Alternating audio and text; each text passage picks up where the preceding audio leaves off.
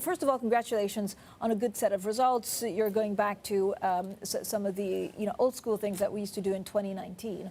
What are your main concerns going forward? How tight are the supply chains, and how much potential headwind will there be? Well, good morning, and thank you for having me. I think, as you said, and we are very happy with the performance of the third quarter. It's a sign of our ability to navigate through uncertain times, and I think that we bring with us.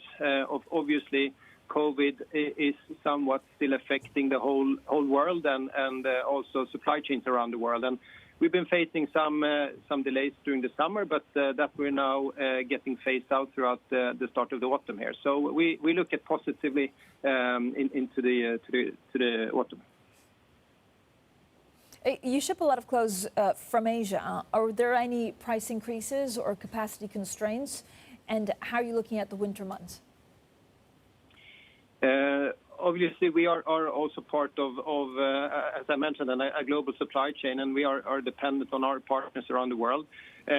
We have, throughout this past 18 months, strengthened those partnerships. So we believe that we can work as very strong business partners and find ways to mitigate some of these challenges. So we're looking positively towards the autumn and into the winter.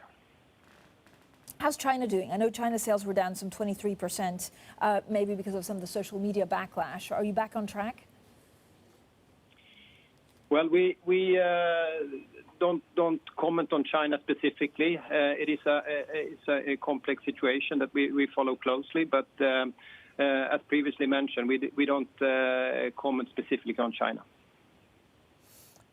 Okay, can you give us some of the, if you look at some of the product delays, have they affected certain countries in the summer more than others? And actually, what are some of the steps that you took to try and mitigate that?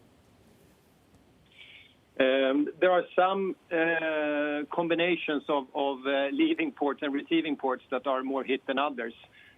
Some of the ports in the U.S. are more heavily congested, for example, so that we're then mitigating by shipping the goods slightly earlier. So we have a proactive plan that we put in place over the summer that we're now executing on. Can you give us any idea of some of the openings of stores or some of the closing stores that you'll see in 2022? What does the next 12 months look like? We still see the store estate as a huge asset for us, and that I think is just once again confirmed by how the recovery is now coming into place. So we have celebrated opening in some new markets, for example, Panama here just recently, and we're looking into a couple of new markets also going ahead. So what does that mean for the fact that you reinstated a dividend and you had some pretty good earnings? Do you think you're out of crisis mode? What does it mean for the future? It is a sign that we maneuvered these uncertain times really, really well, that we are agile, we're able to take the needed actions.